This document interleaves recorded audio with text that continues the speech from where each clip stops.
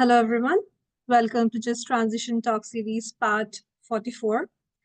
Today, we have as our guest speaker Dr. Runa Sarkar. She is a professor with the Economics Group at the Indian Institute of Management, Calcutta. Her interests lie in sustainable development, where business interests are in consonance with environmental and social interests. She also serves as an independent director on the boards of Bandhan Financial Holdings Limited, Climate Policy Initiative, and BASIX Consulting and Technology Services. Professor Sarkar serves as a jury member for the Excellence in Sustainability Steelie Award of the World Steel Association, an advisory committee member of the Center for Sustainable Finance, Sustainability Forum, BCC&I, and Climate Change and Child Rights, WBCPCR, and as a member of the CII Taskforce on Climate Regulation, Trade and Competitiveness, and CII Net Zero Council. In addition to authoring several journal and conference papers, she has edited the India Infrastructure Report in 2009 and 10.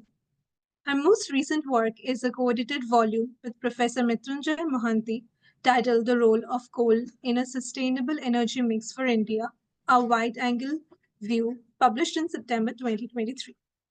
As co-editors, they have another forthcoming open access volume, Financing Climate Action India in the Global Context, coming in November 2025, and the winter 2024 spring and 25 issue of the ICC Quarterly, Energy Transition and Climate Justice, A Path Less Traveled. Professor Sarkar's insights are especially valuable to conversations on just transitions in emerging economies. With this, I welcome Professor Runa Sarkar to the talk series and request her to start her talk. Thank you so much for that, Vajanti. Yes, indeed. Today's talk is, in some senses, things that I've picked up as we've been editing these this volume as well as this journal edition on climate finance. And so what I've picked up from the various authors who have contributed to this work is what I want to share with you today. So, a debt of gratitude to all the people that I have interacted with, which has helped bring this together to me. So I hope you're able to see my screen, as we start our discussion. And here what I'd like to talk about, and it's maybe a little off track, you would feel from, your Just Transitions Center, but I hope by the end you'd see where we are bringing these all together. I'll be talking about a people-centered approach to climate finance. And indeed, as I said, these are the lessons from what I have picked up from the various contributors to the work that we've been doing. Just very quickly, the agenda for today's discussion. We will first talk about what exactly we mean by climate finance, why we need climate finance, where exactly are people involved in this story, and then what exactly are the problems? What are the pain points of climate finance? Some of this you would already know, but I hope I'd be able to shed or put it across to you in a different light. Once we discuss this broad area of climate finance, I'd like to talk to you about how the people-centered approach can perhaps address some of the concerns that we had brought out related to climate finance and share with you some illustrative examples. By this time, I think it will be evident as to how a just energy transition would be literally a positive spillover of such a people-centered approach. So that's how we will go about our discussion. I understand that I would be talking for about 40 minutes, and then we'll open this floor up to questions and answers. In case you're using the chat window and putting your questions there, I would address them, of course, as it came along. If there is an absolutely burning question, please feel free to ask, even interrupt in the middle if it's something to do with, you can't follow or so on. Otherwise, we can have our discussion right at the end. So yes, so that's essentially the climate, our agenda for today. let me start out with what exactly we mean when we talk of climate finance. Well, when we talk of climate finance, it's a very specific area of green finance, particularly concerned with funding and inclusive in a big way of transnational funding to manage climate change. In this context, we recognize that developing countries who have contributed the least to global warming are actually going to be impacted the most by it, and therefore the emphasis on transnational finance. We also talk about the public and private financing of projects, very specifically in climate change mitigation and climate change adaptation with a focus on developing countries. Now, adaptation is about, well, let's start historically. Mitigation is how can I avoid the impacts of climate change? And in order to avoid the impacts of climate change, we are looking at either not having emissions of greenhouse gas or finding a way of reducing and capturing it. And indeed, energy transitions are literally a way of trying to address climate change mitigation. At the same time, as we are speaking today, climate change is upon us. So if climate change is upon us, then we also need to prepare and adjust to the impacts of climate change. So how am I creating the ability of societies to adjust and to be resilient to the impact of climate change that you're already facing?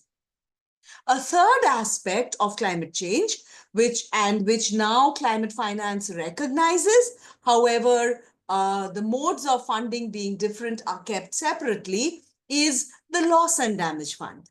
Now, what the loss and damage fund refers to is the fact that because of climate change, many populations are already in a position where they are, struggling with the impacts of climate change. They've lost a home, they've lost a livelihood, they've lost a loved one, and so on. And they need to be compensated. So that compensation, whether it is through a grant or whether it is through an insurance mechanism, becomes a part of the loss and damage fund.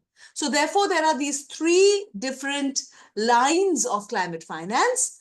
And indeed, the lines are a little blurred. They're not necessarily as clear as we put it out here. Climate change mitigation involves reducing the amount of carbon dioxide, right? And sometimes one of the ways one does it is using carbon capture and storage. Now, when we use natural ways of carbon capture and storage, something which we are referring to as carbon sequestration, they actually form part of the adaptation mechanisms because you're building a more resilient ecosystem to handle that. So indeed, each of these terms, while kept separately, can be interrelated to each other, and climate finance, therefore, has to look at it in that context. Now, of this, primarily because, as you realize today, so much of money is generated through private entrepreneurship, private finance becomes a very, very important lever for climate finance, right?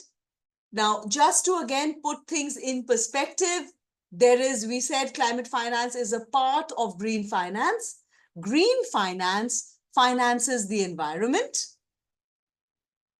Climate finance looks at financing climate action, which focuses on one specific aspect, which is the emissions, right? Emissions of different greenhouse gases. I've mentioned a couple out there over here. Of course, bringing in the private sector issues, we talk about environmental, social, and governance indices. We talk about socially responsible investments or responsible investments coming in as one of the many flows of climate finance, right? That's the private sector that we've talked about right here. In addition to the private sector, of course, we mentioned transnational flows become very important.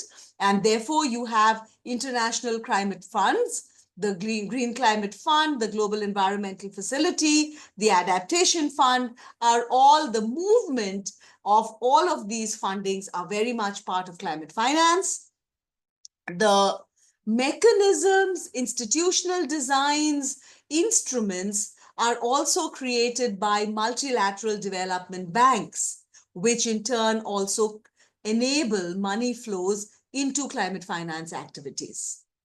Individual governments can provide public money for climate finance. This could be through public investment banks, KFW is an example, or through fiscal instruments, policies, monetary measures. America's Inflation Reduction Act is an example of a fiscal instrument that was used for financing climate. Any kind of green liquidity measures would be monetary in nature. So all of these combined is what the whole sphere of climate finance would look like, right?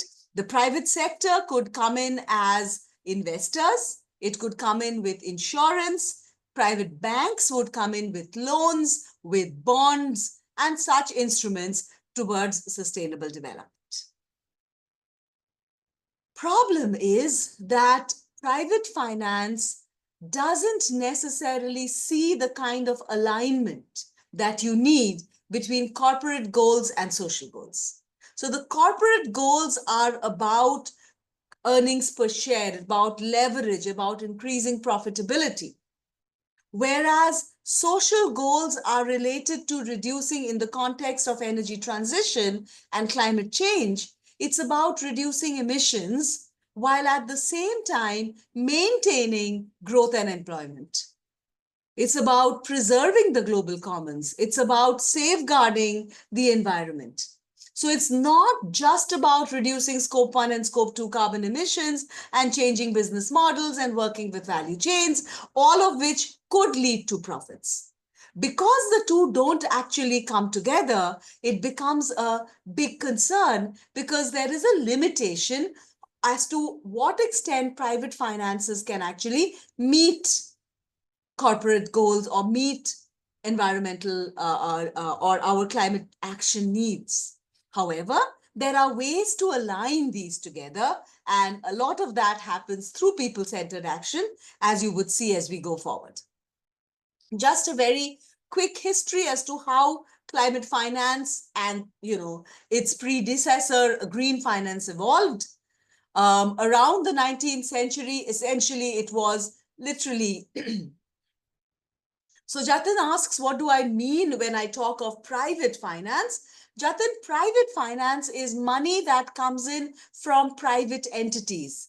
So you're looking at companies that are listed in the stock exchange. You're looking at, privately held companies, privately held banks, and so on, who essentially have a profit motive at the end of the day, as opposed to the government, which has collected money from the taxpayer and is responsible, if you will, for creating or working towards creating a global public good. So that's the idea of the private finance. But when we look at green finance in general, it started out primarily with the government involvement, right? So the government had taxes, fees, stamp duties, and they would use these to spend on conserving the environment all through the 19th century.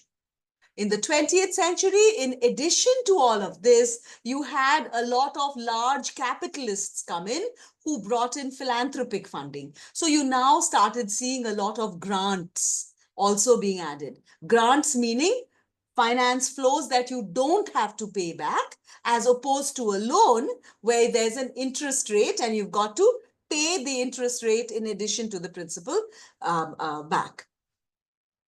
So yeah, and then in the last 25 years, because the needs of climate has gone up manyfold, you also have had to bring in business into the fold, and therefore private finance and newer financial mechanisms which kind of blend all of these older mechanisms together have become very important. So thus, as an example, you can use tropical forest assets to generate revenues from operations in, fields like sustainable timber, agriculture, ecotourism, and so on. You bring in new instruments such as social policy bonds, crowdsourcing initiatives to mobilize capital, and so on. So all of this together then, let me see if I can remove the annotation. I don't know where they've come from, but let's see if my eraser works. Yes, brilliant. That makes the screen a little clearer. All right, so moving forward, I hope I can move forward. Okay, not till I get rid of the annotations. Okay. Where do people come in? Now that we have a little idea about climate finance. The first thing you've got to realize is that climate change is hopelessly unfair. Just to show you how unfair, this is a picture of the impact of climate change in terms of just a 1% increase in average temperature. We have already breached that target. So this picture is what reality is at present. Look at the areas in red. You see the tropical belt. The tropical belt are those countries, almost all of them in the developing world, which are bearing the greatest brunt of climate change. And yet, these are not the countries that were responsible for climate change. So climate change inherently is an unfair proposition. This tropical belt also contains the areas with the highest concentration of population and indeed highest concentration of poor people. So poor people tend to live in areas most vulnerable to climate change. Areas which are in the low-lying coastal zones is about 14% of the people. 29% live in the driest possible regions, which are most susceptible to droughts and floods. Moreover, climate change affects disproportionately the elderly, the children. It exacerbates inequity. It affects women much more, and so on. On a planet that would be 1.5 degrees centigrade warmer, 14% of the people would be exposed to massive heat waves at least once in 5 years. The consensus is that we've probably crossed this 1.5 degrees centigrade barrier. And therefore, what we are staring at is that at a temperature increase of 2 degrees, 37% of population is going to be affected by these heat waves. Not a small number. Since 2022, 400 million students worldwide have faced school closures. By 2050, health costs of climate inaction would surpass $21 trillion only in the low and middle income countries, where, by the way, healthcare costs are cheaper. So people are at the center, if you will, of climate change. It's our reason to exist that is in threat. India is among the most susceptible. You see the red out here for India anyway. So much so that 75% of Indian districts are extreme climate event hotspots. 5 out of 20 Indians, 25%, are going to be susceptible to all 3 types of major extreme climate events: floods, cyclones, and droughts. Meanwhile, more than 80% of India's population lives along those districts which are extremely vulnerable to any one climate event. The kind of costs India could have saved exceeds almost 90 billion had we prepared for climate change earlier versus looking at it from 2020 onwards? Which means we should have spent money for this. How much money do we need to spend? Where will it come from? That's the climate finance story that we need to talk of going forward. But here you are. Going forward, we expect that there's a 12 times increase in associated cyclonic events between 1970 and 2019 versus 2020 onwards, and a 20 times increase in flood events. So if that's the kind of extreme weather conditions that we are going to be facing, how exactly does that come into the macroeconomic impacts as well as the microeconomic impacts? There's two types of issues involved. One is what we are calling the physical risks, which is because there's a flood, there is a loss of agriculture, there is a loss of industrial output, right? Or because of the heat waves, the number of days I am able to work has reduced. Heat stress has set in. Those kind of issues lead to a particular set of changes. On the other, if I start addressing climate change and therefore decide, for example, to slowly, phase down coal, if you will, then that means I am creating a completely new economic infrastructure. And those kind of developments result in transition risk. So if I move from the internal combustion engines to EVs, it means I am changing a complete ecosystem of car manufacture. So that's a transition risk. Now, both these risks affect us in multiple ways. The microeconomic risk is, of course, on individual households. Your business gets disrupted. There's property damage.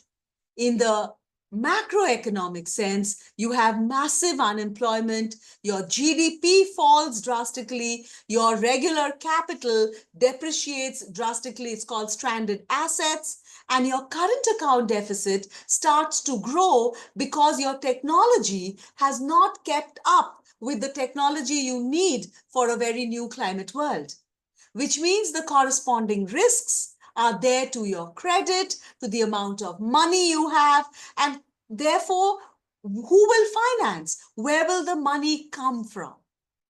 So climate change automatically engenders a situation where the flows of climate finance get reduced more and more, right? Because those are the kind of costs that one has to actually income. What happens therefore? Number one, there's a growth impact. Climate shocks lead to a GDP decline in GDP. Between 2000 and 2019, the cost of extreme weather damage is of the order of $143 billion. And that's not enough. Financial stability of independent countries come at risk. And finally, individual sectors start suffering, right? There's a massive capital reallocation that needs to happen from fossil fuels to green technologies, which means whether it is the European Union's biggest pension fund or the Norwegian sovereign fund, you divest away from certain sectors. So there's massive disruptions that we are talking of, right? What do I do now? I need money. What do I need it for? I need it for financing mitigation, which is the reduction of carbon dioxide. I need it for financing adaptation, which is building the resilience in communities to handle climate risk. Both of these we are calling green projects, right?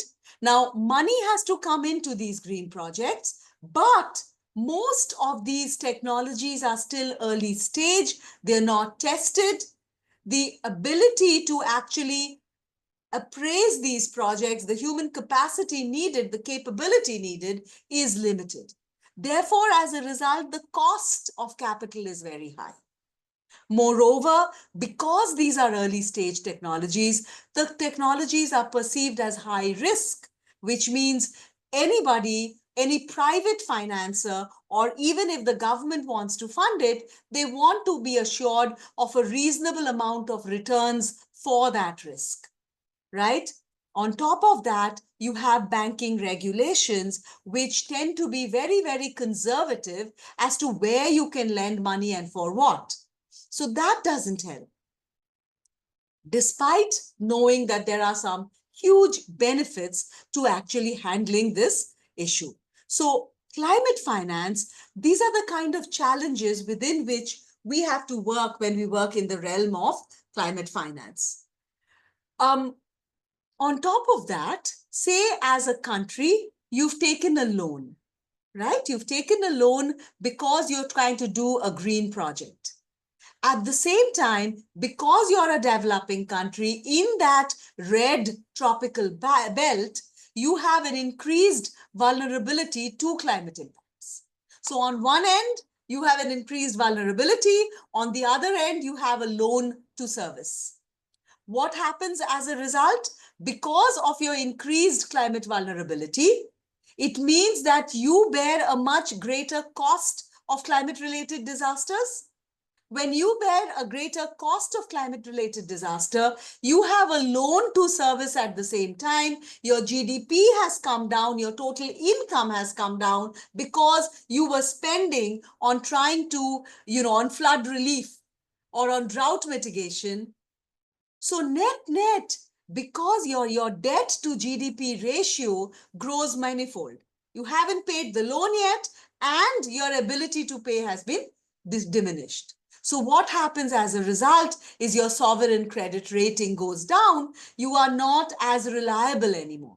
When you're not as reliable anymore, the cost of capital, the price to access capital from outside increases. When the price to access capital increases, it essentially means that you're now going to pay a higher interest rate for the same loan.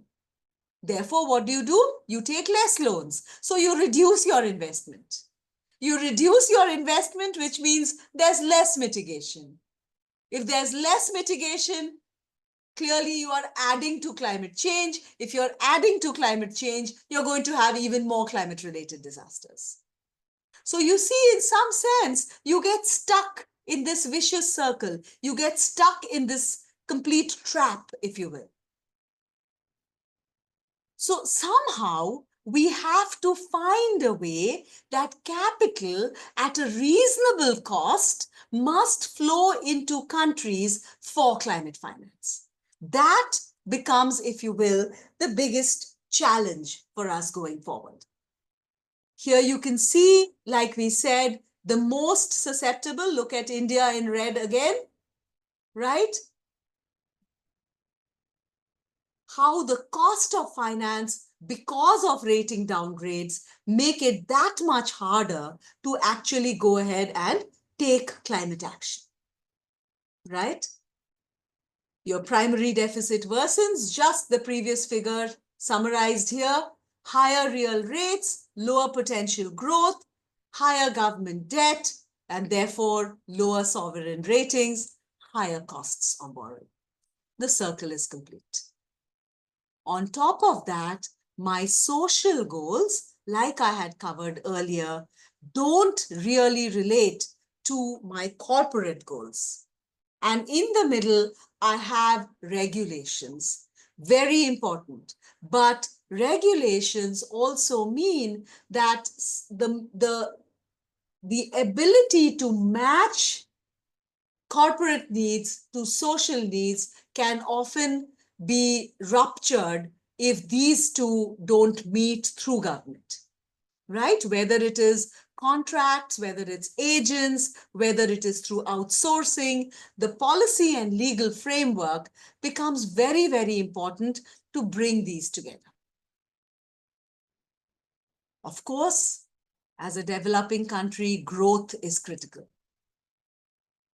So as to manage growth, you need green industrial policy, you need public investment banks, you need to ensure that when you are funding a project, instead of using the prevalent private high interest rate, you use the actual cost of inaction or the social discount rate.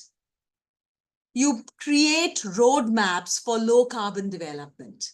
You create markets so as to boost renewable energy, electric mobility, green hydrogen. You bring in public expenditure. You bring in green budgets. At the same time, you ensure that the financial sector is geared to meet these needs. You provide green bonds, you provide other sustainable financing instruments, you provide insurance agents, you create risk-sharing mechanisms, interest rate subventions, you use carbon pricing as a mechanism, whether through a tax or through a market, to support green financing, and the central bank starts playing a role as well. How do we do this? Well, we do this in 4 different ways: the sticks and the carrots, the legislation, which is sticks through command and control, and then regulation through different types of markets. Of course, the sticks come in from the carbon border adjustment mechanism of the European Union, which of course has been completely overshadowed by the tariff regime that President Trump has put in action right now. And then you have the negotiated carrots from the COP, which is from the Paris COP, for example, Article 6.2 and Article 6.4 on carbon markets and trading, which has now been formalized in the previous COP at Baku. So what you need to do, therefore, is recognize that you have different types of asset classes: equity, stocks, for which you bear a risk when you invest, or debts, where you are expecting a certain interest coming to come to you, so fixed income. You have risk management, which comes from guarantees from the government. And in order to try and work these out and flows out, you have instruments which we call blended finance. Now, of course, because of the paucity of time, I won't get into this. But what I'm trying to say is there are ways through which you can get, the different entities that I had talked about earlier, the multilateral banks, the public resources through banking or through the government, the private resources from companies, the CSR funds, all of them to work together using these kind of mechanisms that I have put across out here. And at the same time, carbon pricing becomes very important to show how these markets can work together. And of course, you can see a quick picture of how this works. The domestic coal cess in India, for example, is a good example of carbon taxes and how it works. However, the problem is that as of now, the kind of prices that emerge from these markets is simply not enough to have enough of flows of climate finance. So what we require is a price of almost $50 to $100 per ton of carbon dioxide equivalent, whereas at right now, the maximum that you have is at best 60 and, at the very least about $2 to $3. So that's the backdrop in which we are talking. And in this backdrop, then, the challenges for climate finance are, number one, it's just not enough. You need $2 trillion annually, as against promises of 300 billion, to achieve these targets. Where would they come from?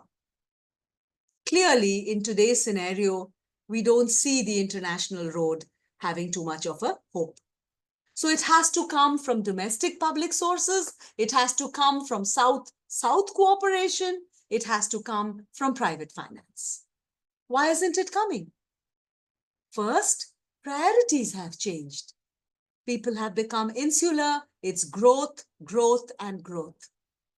And there is often a perceived and sometimes real dichotomy between growth and climate action. Then there are huge perceived risks of climate change. And finally, the time frame of getting returns don't match with the short term by which you would like to get the returns. Indeed, there's been a lot of studies on this, and I just kind of put one or two in there. But this is where let me bring in the people. We've agreed that there isn't enough money. If there isn't enough money, it means that whatever money we have has to be leveraged and made as effective as possible, right? Now, to do that, you need to know what to use the money for. Where is it that you'll get the greatest bang for your buck? Now, for that, it's through inclusivity, through bringing in people that you could purposefully identify and unlock the social and economic benefits of the appropriate green investments. More importantly, you could target the benefits for further equity, which would have positive spillover effects. Moreover, bringing in a people-centered inclusive approach would mean a just and well-managed transition away from a high carbon economy. Don't get me wrong, I am not saying it's all rosy. There will be losers. But when you have an inclusive process, one finds out the best way to manage these losses, to find the appropriate jobs to work with. So that's one aspect, right? How do I bring scale? It was about the volume of climate finance. The other was, look, if I'm going to get only so much, how can I make it the most efficient? How can I ensure that I bring in the right amount? Now, for that, I have to have a clear picture of what the risk is. Now, when I ensure that my green project is something people want and people are there is buy-in from an individual stakeholder, the success of the project is guaranteed. The time scale of implementing the project is shortened. So in the process, my risks come down manifold. And once risks come down manifold, the flow of finances go up equally well. A people-centered approach means you've now been able to often bridge mitigation with adaptation. Distributed renewable energy usage. The Ujala scheme where LED lights were distributed are examples where you brought in the people and you created a situation where it was growth and climate action together rather than growth or climate action. Learning from traditional responses, bringing in nature-based sequestration, restoring ecosystems are simple ways where you boost rural income, you work with people and with climate simultaneously. Similarly, you can build resilience in communities, investing in human capital, recognizing that at the end, human agency is responsible for coming up with the best investments, and you need money to get there. And therefore, in addition to the conference of parties that we all know of, we're going to have another one in Belem this year, and so on, it's important to actually talk about a conference of panchayats, right? So it has to come in from the grassroots identifying the needs, and those needs filtering upward when you are trying to design the appropriate climate finance package. So just to give you a very quick example, think about designing and financing mobility solutions, right? Typically, when you're designing a mobility solution, you look at, vehicles and you look at, travel patterns by typically men, all right? That's typically how it's done. And I mean, nothing against it. It's just easier. You look at a bunch of office-going men and see how they behave, and you use that to design a mobility system for the future. However, what you see is that actually it is women who take more trips every day, shorter trips, and they use less carbon. They tend to walk more, they use public transport, taxi services, they usually travel with children, the elderly, so per capita, their carbon emissions are lower. Indeed, in Sweden, if men traveled as much as women, the country's carbon dioxide emissions would be lower by 18%.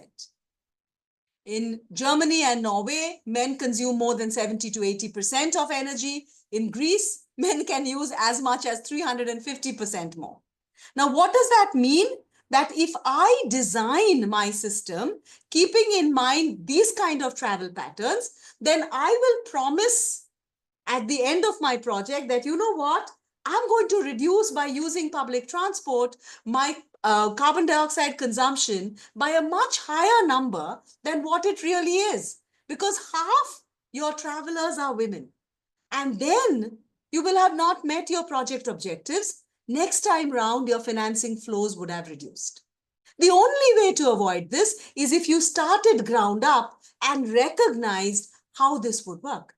Similarly, recognize that women's green travel will change, because if they earn more money, they will use more private transport. So coming up with this and creating the right kind of planning requires people at the center of it all. There's plenty of opportunities of how this could work. I've given you examples here from Spain, where it's about how one worked with trade unions.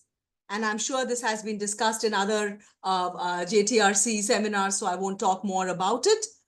Costa Rica halted and reversed deforestation simply because it worked with the people. China has done fantastic work also. Vietnam has actually focused on employment and skills development. Similarly, Canada has ensured that it takes the carbon tax and returns it to build resilience within low and medium income households. Kenya has used the Green Belt movement to bring in nature-based sequestration in a really big way while enhancing women's lives and livelihoods. The Philippines has used education as a measure to work on it. Climate smart agriculture is yet another. Just to give you an example, by investing $1.8 trillion in 2020, the kind of benefits you would gain in adaptation measures, just 5 different measures, this is estimated by WRI, comes out to be 7.1 trillion, 4 times the amount. So understanding the huge amount of returns from people-centric approaches means that risks would be reduced, climate flows would therefore happen. And if climate flows happen, if society is made more resilient, you create more employment, you create better health, you create better education, just transition follows, right? So I'll stop here and I'll open up for questions so that we can have a more robust discussion around that. Thank you, ma'am, for this very wonderful and insightful talk. And from it talk, what we can gather is that climate finance is not just become a moral imperative, but also a very strategic necessity now. And also how people, those are at the heart of this crisis, must be a part of this fund.